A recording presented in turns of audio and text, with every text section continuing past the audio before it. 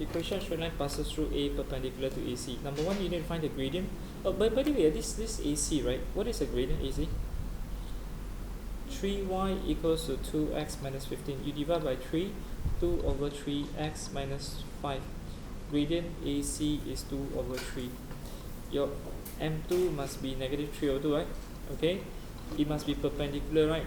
So what I do is I use y minus y1 equals to mx minus x1, 2y plus 14 minus 3x minus 9, 2y equals minus 3x minus 23. Correct. Is that the answer? Yes? Okay. Now, how do you find coordinate B? Like I said, B we use change this to y equals mx plus c. You can see from here, your c is negative 5.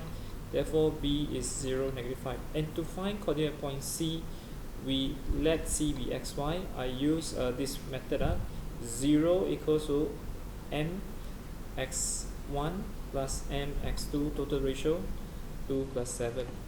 Negative 5 equals to 7 times minus 7, 2 times y, total ratio 2 plus 7. So 21, this 21, right? Minus 21 plus 2x is 0. X is 21 over 2. This is 9, right? Negative 45 equals minus 49 plus 2y. Is there a problem? 2y is 94, right? Is it very big? Y is 94 over 2. What is 94 over 2? 40? 47. Is that my answer? No. No. Is there a mistake here? It's 2 plus 7 because the total ratio is 2 plus 7, right? A, B, B, C. 2 plus 7 is 9. 9 times 0 is 0. This is 21. The 7, correct now. 7 times negative 3. Negative? Oh yes, I'm sorry.